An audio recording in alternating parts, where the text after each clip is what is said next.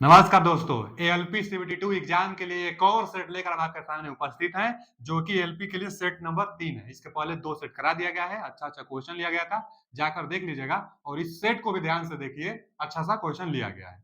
क्या है पहला क्वेश्चन? पहला क्वेश्चन है कि 40 वाट, 60 वाट और 100 वाट के 3 बल्बों को 220 वोल्ट के मेंस के साथ श्रेणी में जोड़ा जाता है, तो ऊर्जा की खपत होगी। अच्छा, ऊर्जा की खपत होगी 40, 60, 100 वाट का बल्ब है, सीरीज में जुड़ा हुआ है। अब 100 वाट बल्ब के लिए सबसे अधिक ऊर्जा की खपत होगी कि 60 वाट बल्ब के लिए सबसे अधिक ऊर्जा की खपत होगी, अथवा 40 वाट बल्ब के लिए ऊर्जा की सबसे अधिक खपत होगी? क्या होगा? तो देखिए, ऊर्जा की खपत ना, ये बचा ऊर्जा की खपत यानी पावर सबसे ज्यादा। तब पहले तो P बराबर दो फॉर्मूला एक होता है, P बराबर V स्क्वायर बटा में R, एक तो फॉर्मूला होता है, और एक फॉर्मूला होता है पावर के लिए आई स्क्वायर आर। एक बात ध्यान दम दीजिए आप कि जब सीरीज में जुड़ेगा तो धारा बराबर होता है ना, तो ये वाला फॉर्मूला लगाइएगा। सीरीज में धारा बराबर होती है, तीनों लाइन के लिए धारा बराबर, तो जिसका रेजिस्टेंस ज्यादा वह पावर ज्यादा कंजप्शन करेगा। सीरीज में रहेगा तब। अब पैरेलल में वोल्टेज बराबर होता है, तब पैरेलल में ना जिसका रेजिस्टेंस ज्यादा होगा वो पावर कम लेगा, और सीरीज में जिसका रेजिस्टेंस ज्यादा होगा वो पावर ज्यादा लेगा। यहाँ सीरीज की बात बोला हुआ है कि श्रेणी में तीनों बल्ब को जोड़ा गया है, तो धारा वाला यानी ये वाला हम लेंगे सर, जहां रेजिस्टेंस ज्यादा उसका पावर ज्यादा। अब आप बताइए कि किसका रेजिस्टेंस ज्यादा होगा? जिसका रेजिस्टेंस ज्यादा होगा वो पावर ज्यादा लेगा, क्योंकि सीरीज में है, सीरीज के लिए हम जानते हैं फॉर्मूला। तो किसका रेजिस्टेंस ज्यादा होगा? ये कैसे निकलेगा? तो कोई भी बल्ब होता है वह 220 वोल्ट के लिए डिजाइन की जाती है, तो यहां से देखेंगे ना, आर निकालेंगे, पी बराबर वी स्क्वायर आर, आर में और वोल्टेज में है ना समान, क्योंकि पावर दिया हुआ है, रेजिस्टेंस चाहिए हमको, पावर दिया है, और वोल्टेज भी 220 वोल्ट माना जाता है, जो भी कोई भी बल्ब होता है।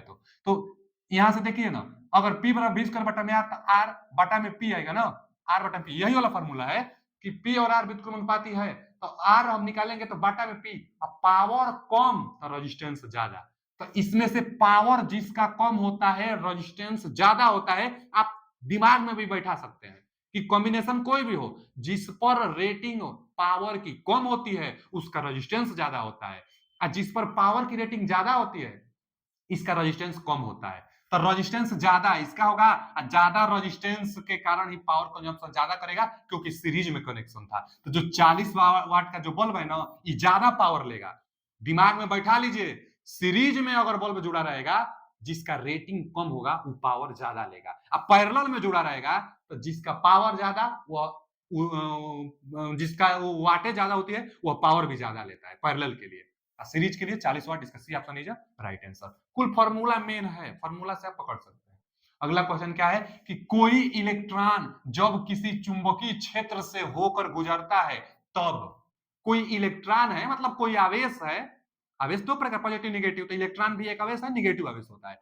तो जब कोई आवेश किसी मैग्नेटिक फील्ड में प्रवेश करता है, तो पहला ऑप्शन, इसकी ऊर्जा में वृद्धि होगी, इसके वेग अति उच्च हो जाएगा, वेग और ऊर्जा बढ़ जाती है, वेग और ऊर्जा नियत रहता है। तो देखिए, आप फिजिक्स में पढ़े होंगे लारेंज बल, लारेंज बल क्या होता है? एफ बराबर Q V V sine theta, Q V V sine theta. यह जो फोर्स होता है यह बताता है कि क्यू आवेश मैग्नेटिक फील्ड में लंबवत प्रवेश करती है, तो उस आवेश पर एक बल का अनुभव होता है, और वह आवेश गति में परिवर्तन नहीं करता है, परंतु दिशा बदल लेता है। कोई मैग्नेटिक फील्ड है, किसी मैग्नेटिक फील्ड में, किसी मैग्नेटिक फील्ड में कोई भी वेग से आवेश लंबवत प्रवेश करेगा, तो इसका वेग में परिवर्तन नहीं होगा, इसके वेग में कोई परिवर्तन नहीं होगा, लेकिन जो इसकी डायरेक्शन होगी गति करने की वह परिवर्तित हो जाएगी। अगर लंबवत प्रवेश करेगा तो इसका जो डायरेक्शन होता है वृत्ताकार बन जाता है, अगर पैरेलल प्रवेश करेगा मैग्नेटिक फील्ड के तो लीनियर रेखा में इसका पाथ बनता है, लेकिन वेग चेंज नहीं होता है। तो वेग, वेग अति उच्च होगा गलत, वेग बढ़ जाएगा गलत, वेग नियत रहेगा सही। वेग नियत रहता है, वेग नहीं बदलता है, डायरेक्शन बदलेगा लेकिन वेग नहीं बदलता है। अच्छा, इसमें ऊर्जा, तो जब वेग नहीं बदलेगा तो ऊर्जा भी नहीं बदलेगी, क्योंकि जो गतिज ऊर्जा के लिए फॉर्मूला होता है 1/2 mv स्क्वायर, मास तो बदलता नहीं, अब वेग नहीं बदल रहा तो ऊर्जा भी नहीं बदलेगा, यानी वेग और ऊर्जा नियत रहता है। D option is right answer, वेग और ऊर्जा नियत रहता है। पाथ पूछता है कि किसी मैग्नेटिक फील्ड में आवेश लंबवत प्रवेश करेगा तो उसका पाथ कैसा बनेगा, तो वृत्ताकार पाथ बनेगा। लंबवत प्रवेश करेगा तो वृत्ताकार पाथ बनेगा, वेग नहीं बदलेगा, ऊर्जा भी नहीं बदलेगी, नियत रहेगी। D option is right answer. और लारेंज बल, इस पर बल भी लगेगा, जो कि लारेंज बल क्यू sin थीटा होता है। न्यूमेरिकल भी पूछ लेता है। अगला क्वेश्चन क्या है कि पावर ट्रांसफर की लॉ कोर में पटलन को इंग्लिश में हम लोग क्या कहते हैं, लेमिनेटेड। तो कोर लेमिनेटेड करने का प्रयोजन निम्नलिखित घटाना होता है। माने कोर को लेमिनेटेड क्यों किया जाता है, यही पूछा हुआ है। तो बच्चा, जो कोर का लेमिनेटेड होता है ईडी करंट लॉसेस को कम करने के लिए, और सिलिकॉन मटेरियल का प्रयोग क्यों किया जाता है, तो हिस्टेरेसिस लॉसेस को कम करने के लिए। ट्रांसफार्मर में जो कोर होता है साफ्ट आयरन का ही प्रयोग किया जाता है, उसमें जो हिस्टेरेसिस लूप बनेगा वो पतला बनता है, जिससे लॉसेस कम होता है।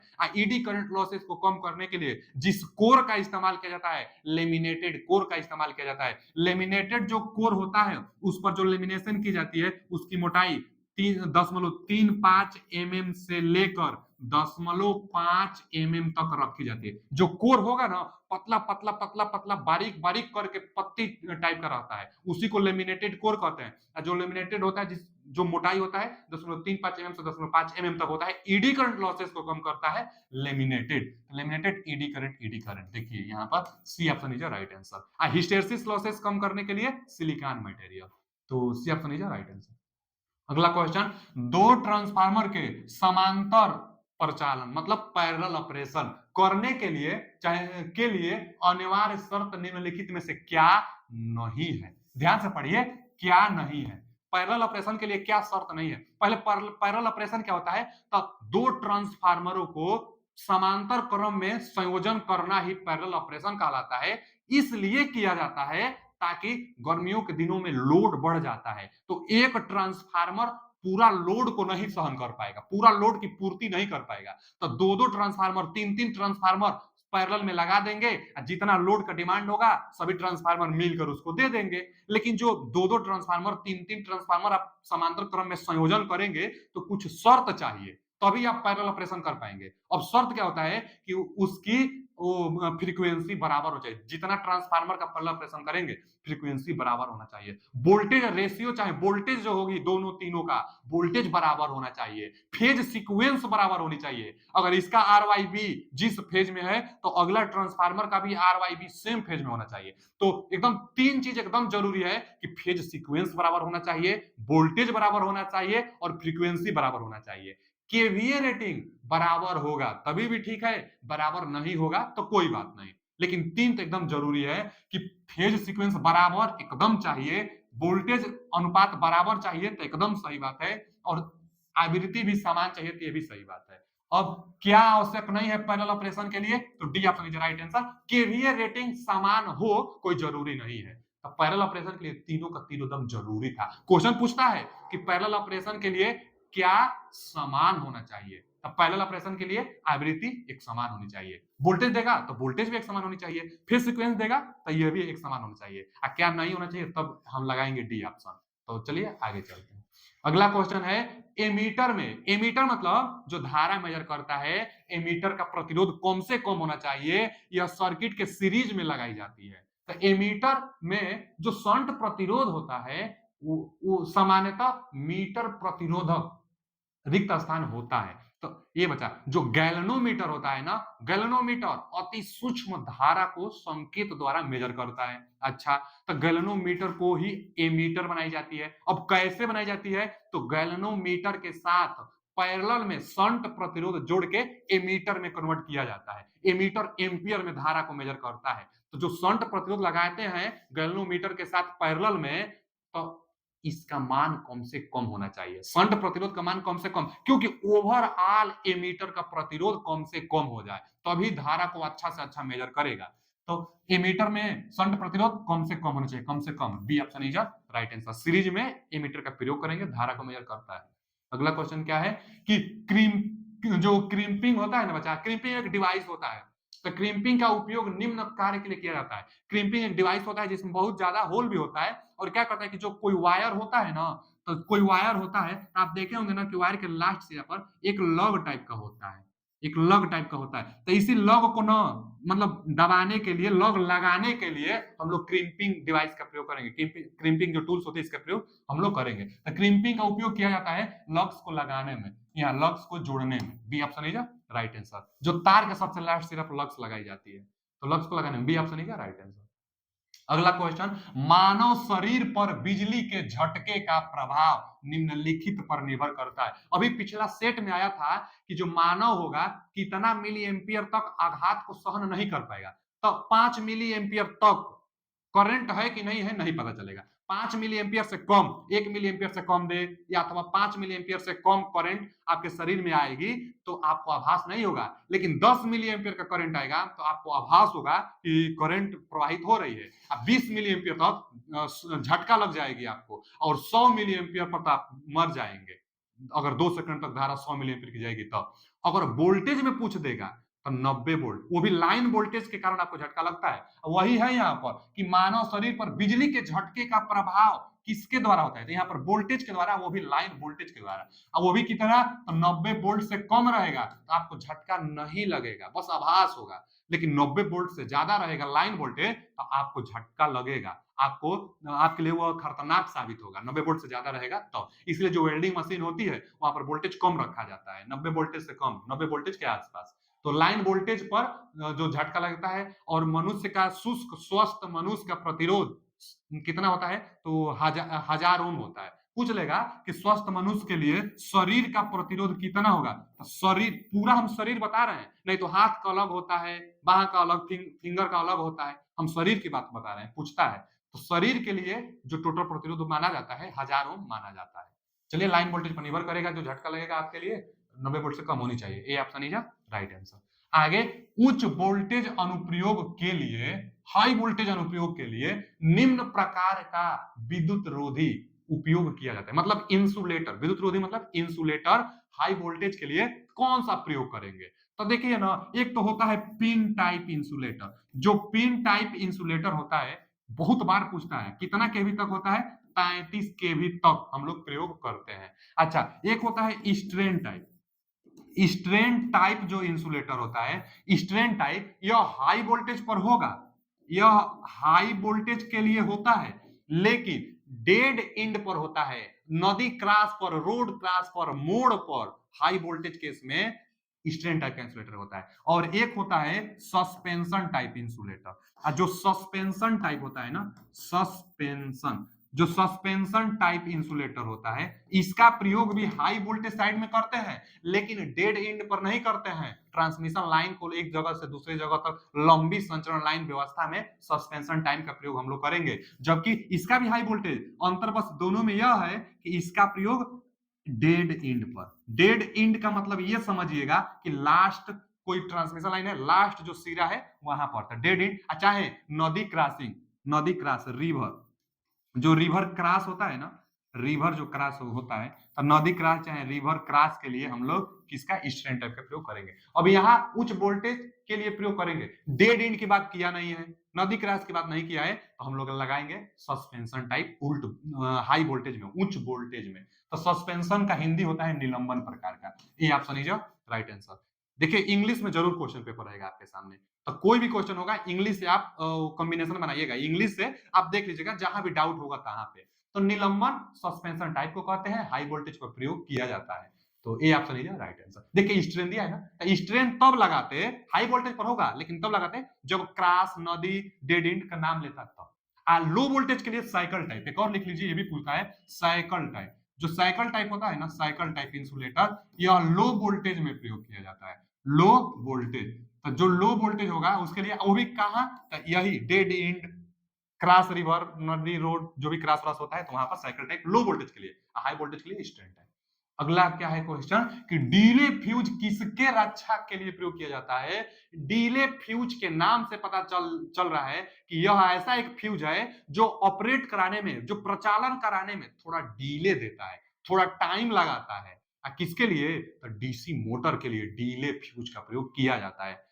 किसके लिए, डीसी मोटर के लिए। तो वही डीले फ्यूज डीसी मोटर के लिए, B option is right answer. क्यों, क्योंकि लोड ज्यादा होता है, और लोड ज्यादा होने के कारण करंट को भी कंट्रोल करना है, तो डिले फ्यूज का प्रयोग किया जाता है ताकि स्टार्टिंग कराने में थोड़ा डिले ले, तुरंत स्टार्ट ना हो जाए, क्योंकि तुरंत तो करंट का बहुत ज्यादा होता है, तो थोड़ा सा टाइम ले, इसलिए डिले फ्यूज का हम लोग प्रयोग करते हैं। डीसी मोटर में लोड ज्यादा होती है इसलिए। तो B option is right answer. अगला क्वेश्चन, 15 वोल्ट विद्युत वाहक बल्ब की बैटरी से जुड़े एक प्रतिरोध में 2 एम्पीयर धारा प्रवाहित हो रही है। अच्छा, बोला है ना 15 वोल्टेज का विद्युत वाहक बल है एक बैटरी का और 2 एम्पीयर का धारा प्रवाहित हो रहा है। वोल्टेज दिया है आपको, वोल्टेज कितना दिया है आपको, 15 वोल्टेज। तो 15 वोल्टेज दिया है, धारा दिया है 2 एम्पीयर।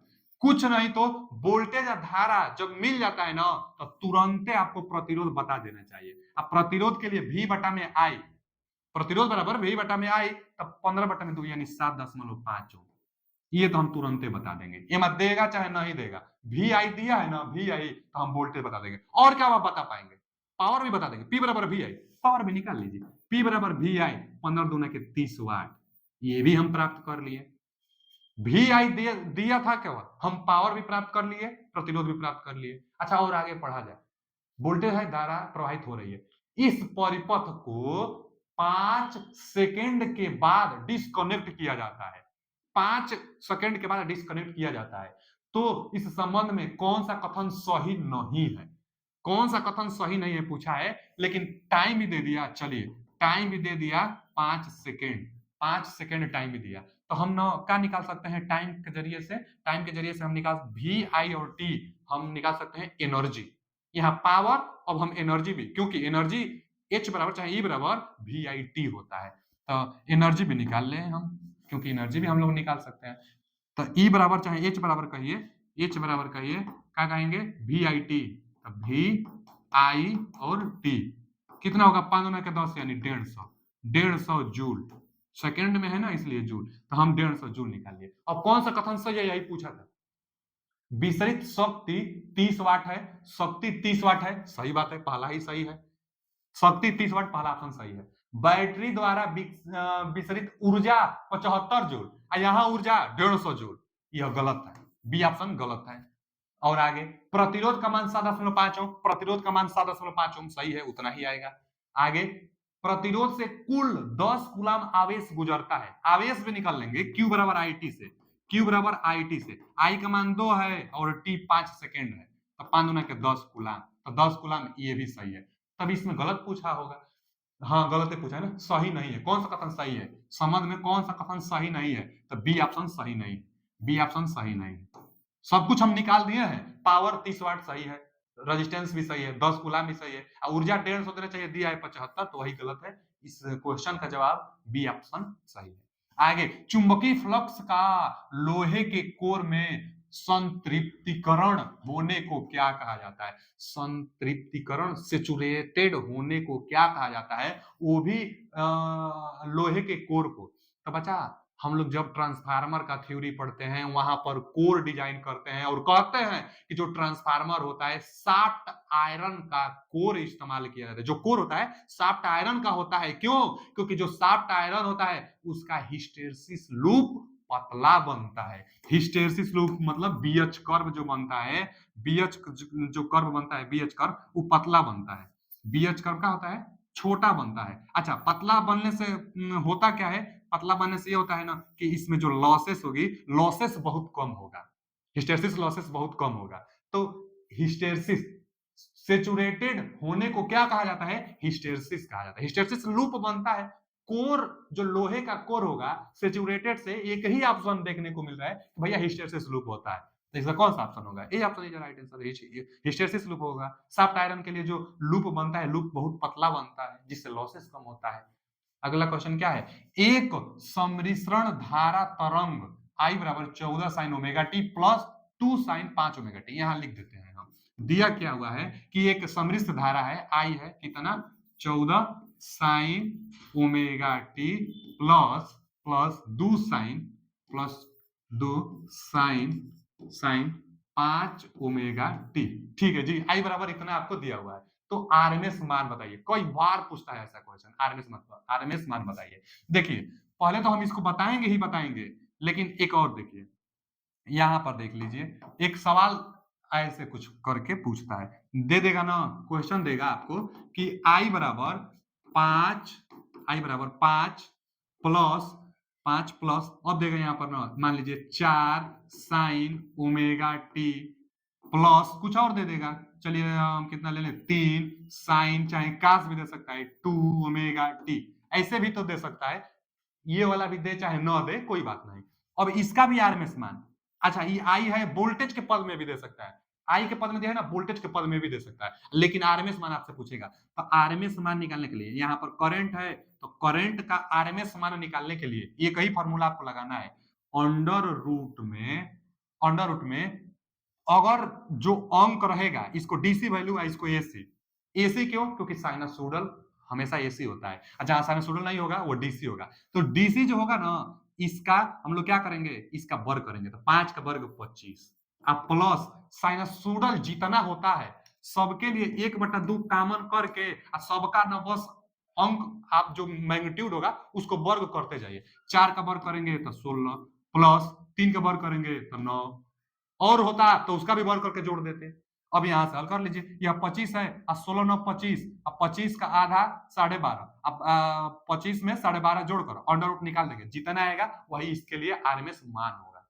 समझ गए ना जो रूल था अगर डीसी वैल्यू है तब इस क्वेश्चन में देखेंगे तो डीसी वैल्यू नहीं है केवल यही है तो कोई बात नहीं केवल जब साइनसोइडल है हम यहां से फॉर्मूला लगा देंगे जो साइनसोइडल के लिए होता है 1/2 अंडर रूट में मैग्नीट्यूड का हम वर्ग करते जाएंगे यही फॉर्मूला लगा देंगे और डीसी होता तब जोड़ देते। अच्छा कई बार ना ऐसे देता है संबंध अब पूछता है ना कि आरएमएस नहीं बताइए एवरेज मान बताइए तो साइनसोइडल का एवरेज हमेशा 0 होता है एवरेज मान 5 है इसका हो जाएगा क्योंकि जो डीसी मान होता है उसका एवरेज तो वही मान होता है डीसी में जो वैल्यू होता है वही एवरेज होता है तो डीसी के लिए यही एवरेज हो जाएगा एवरेज पूछेगा तो 5 बताएंगे आरएमएस पूछेगा तब इस फॉर्मूला से हम लोग निकाल लेंगे। अब देखिए यहाँ पर डीसी वाला नहीं है मान तो हम बस यहीं से अंडर रूट में 1/2 करके हम लगा देंगे। देखिए अब कितना आ रहा है ना अभी बता देंगे हम लोग आसान है लेकिन पूछता है बहुत फेमस है अब बच्चे डर भी जाते हैं इतना बड़ा सा क्वेश्चन देखकर। लगाइए ना आई आरएमएस मान आपको बताना होगा तो अंडर रूट में डीसी तो है नहीं जिसका वर्ग हम लोग करेंगे हटाइए अब साइनसोइडल है तो 1/2 जितना मैग्नीट्यूड होगा उसका वर्ग 14 का वर्ग 196 प्लस 2 का वर्ग 4 आगे तो है नहीं तो बस बंद करिए। अब अंडर रूट में 1/2 196 4 200 1/2 और 200 100 का निकल जाएगा 10 एम्पियर धारा है ना तो एम्पियर वोल्टेज होता तो वोल्ट 10 एम्पियर इसका C option is right answer आपसे आरएमएस मान ही पूछा था तो 10 ampere is right answer C option.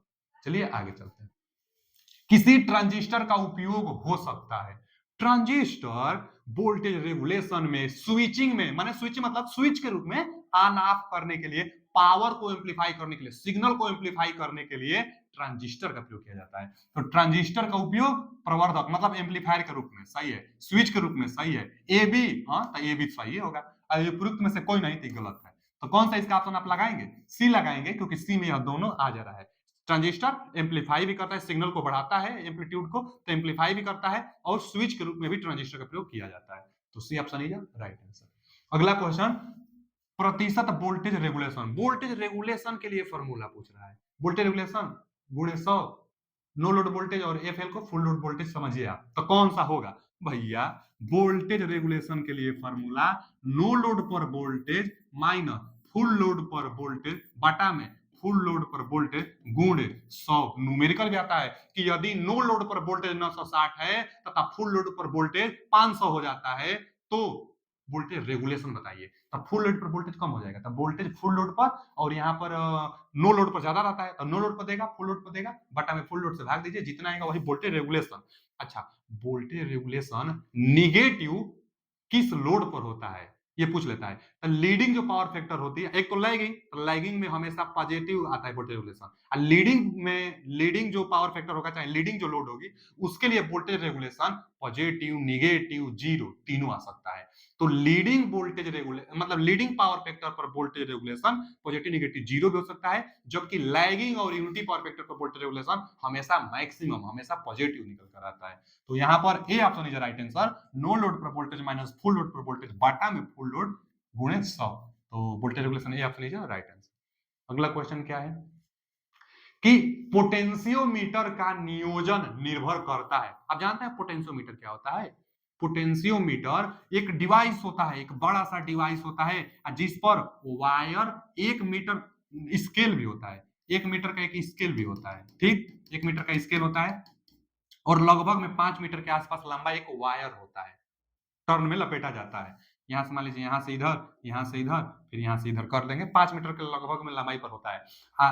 इसी से ना हम लोग क्या करते हैं कि बैटरी का ईएमएफ ज्ञात करते हैं, जो बैटरी होगी ना उसका ईएमएफ पोटेंशियोमीटर की सहायता से हम लोग ज्ञात करते हैं। व्हीटस्टोन बैलेंस ब्रिज पर भी के सिद्धांत पर ये सब काम करते हैं, पोटेंशियोमीटर जो भी हुआ। तो जो पोटेंशियोमीटर है यह जो वायर की लंबाई होगी इस पर निर्भर करता है। अब इस दिया है कि तार के व्यास पर गलत, तार की लंबाई पर तो यही सही है।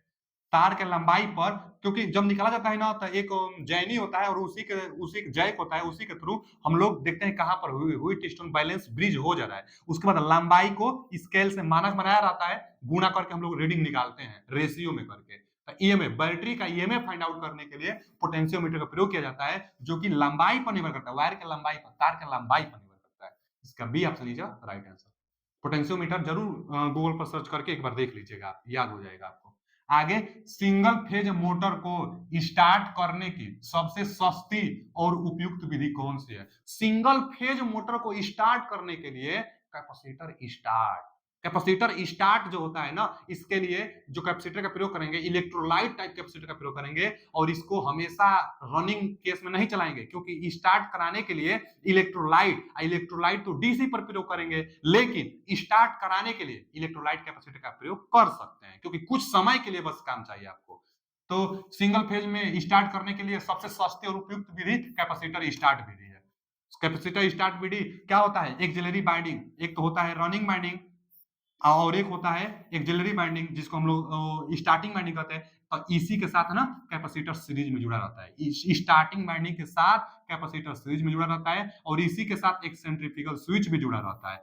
और यहाँ पर रोटर होता है, पूछ लेता है रनिंग बाइंडिंग और स्टार्टिंग बाइंडिंग कितना अंश पर होता है, तो 90 अंश पर फेज डिस्प्लेसमेंट होता है। अब 75% के आसपास जब इसका स्पीड जाता है तो एक सेंट्रीफ्यूगल फोर्स बाहर की तरफ लगता है, जिससे स्विच ओपन होती है और यह कैपेसिटर हट जाएगा, तो यह पूरा कनेक्शन हट जाएगा, तो सिर्फ रनिंग बाइंडिंग पर चलती रहेगी। तो यही पूछा था यहाँ पर कि स्टार्ट करने की विधि, तो कैपेसिटर स्टार्ट सबसे आसान विधि है, C option is right answer. कौन सा कैपेसिटर? तो इलेक्ट्रोलाइट कैपेसिटर का प्रयोग करेंगे। आगे, बड़े तुल्यकालिक जनरेटरों में उत्तेजन हानि उस समय होती है जब, पहले नंबर तो यही बहुत इंपॉर्टेंट पॉइंट है कि एक्साइटेशन लॉसेस, उत्तेजन हानि। और उत्तेजन हानि उस हानि को कहते हैं जब रोटर पर एक्साइटेशन नहीं होता है, नहीं वहां पर आप कितना भी डीसी करंट देंगे एक्साइटेशन होगा ही नहीं, एक्साइटेशन खो देता है रोटर, तो उसको हम लोग कहते हैं एक्साइटेशन हानि। अच्छा, बड़े सिंक्रोनस जो जनरेटर होगा, रोटरे पर एक्साइटेशन दी जाती है, क्योंकि फील्ड वाइंडिंग रोटर पर आ जाता है और आर्मेचर स्टेटर पर हो जाता है आर्मेचर वाइंडिंग।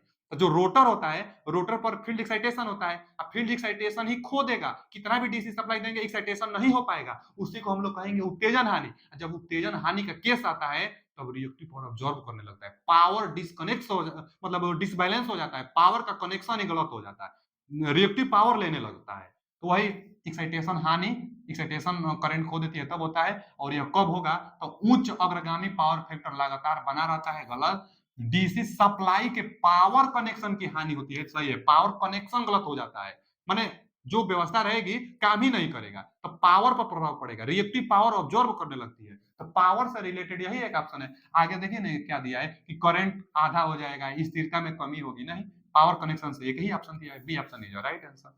चलिए, आज के लिए इतना ही, मिलते हैं अगले वीडियो में। पीडीएफ पाने के लिए लिंक लगा हुआ है, उससे ज्वाइन हो जाइए। वीडियो कैसा लगा जरूर कमेंट करके और लाइक करके हमको बताइएगा। Thank you.